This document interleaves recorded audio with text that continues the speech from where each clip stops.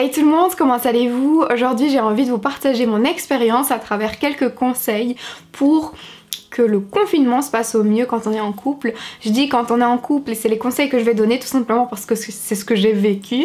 Et le premier confinement, en fait on s'est vite rendu compte qu'il fallait mettre des choses en place pour que ça se passe au mieux. C'est ce qu'on a fait et puis finalement le premier confinement s'est assez bien passé, vraiment très très bien même. Limite ça nous a soudés quoi. Ça nous a permis de voir que quand on met en place des choses ensemble et que voilà, on s'adapte à une situation nouvelle, on arrive vraiment comme ça quoi. Et donc du coup ici ça recommence et le truc qui se passe c'est que nous en fait on télétravaille tous les deux. Donc mon chéri lui toute la semaine et moi, mais je suis à temps partiel à mon télétravail et l'autre moitié du temps je fais des vidéos sur YouTube. Et donc faire des vidéos ça me demande de me déplacer, de parler. Mon chéri lui a des calls et donc vous voyez il y a toute une organisation à mettre en place, un respect mutuel à avoir en fait, une compréhension et de l'écoute. Je vais pas m'étaler parce que ça va faire partie des conseils, mais donc voilà ce qui se passe, vous avez les bases, vous comprenez un peu le pourquoi du comment.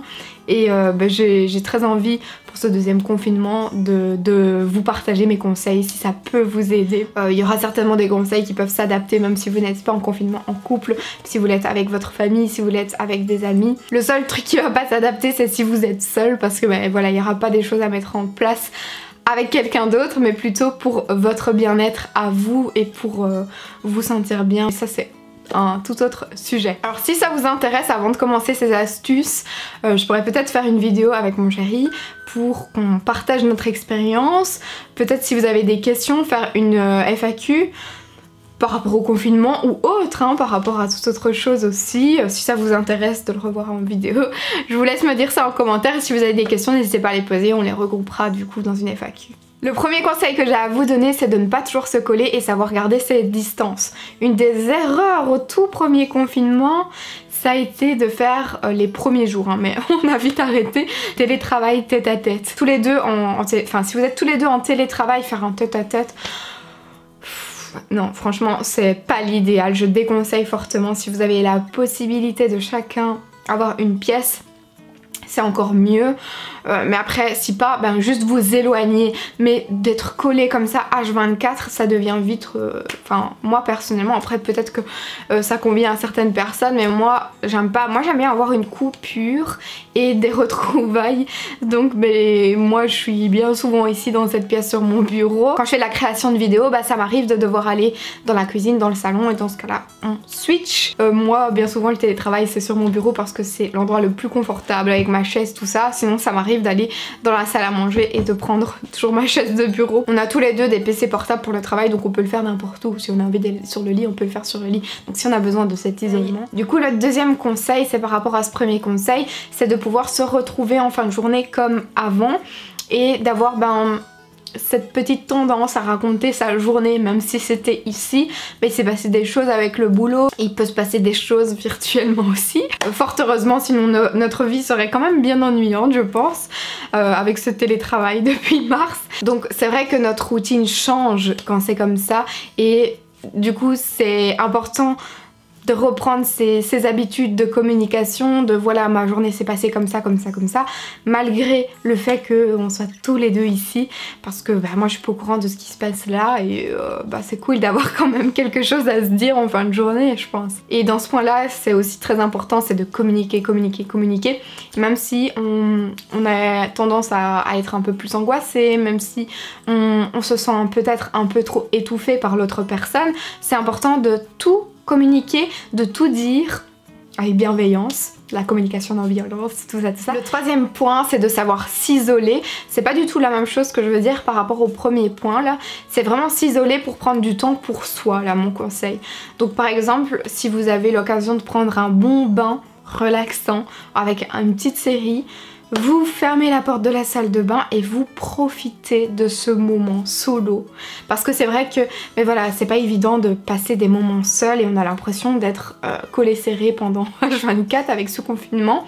Mais là, vraiment, prenez un peu de temps à faire une activité qui vous plaît. Le quatrième conseil, c'est de trouver une organisation qui s'adapte qui s'adapte si vous êtes en famille à tout le monde, avec vos enfants, ce qui s'adapte avec votre compagne, votre compagnon, peu importe, qui s'adapte à tout le monde.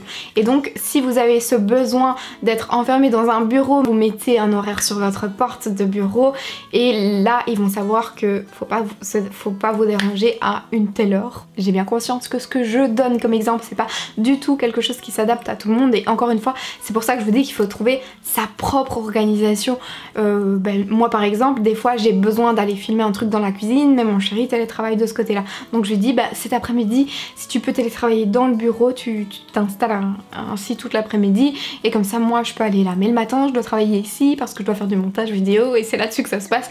Enfin vous voyez, il y a plein de choses comme ça qui sont très importantes d'adapter et je pense que la situation nous montre qu'il faut s'adapter. La 5e chose c'est de prévoir, de programmer des petites choses qui sortent de votre quotidien, qui sortent de l'ordinaire. C'est pas possible d'être ultra original je veux dire, pas la possibilité de faire 1001 choses, hein, on est fort limité, hein, on va se l'avouer, mais il y a quand même la possibilité de rendre des soirées plus joyeuses et quand vous ressentez ce besoin, quand vous avez un peu envie de sortir de la routine, eh bien n'hésitez pas. Par exemple moi j'ai réalisé la soirée Halloween, j'ai réalisé des petites recettes sur le thème, c'est pas quelque chose que l'on mange tous les jours. Par exemple une soirée raclette, ça sort de ce qu'on mange tous les jours et ça fait du bien. Vous pouvez commencer à faire un marathon de films sur un thème bien précis, un marathon de films Marvel, un marathon de dessins animés Disney, un marathon de films d'horreur.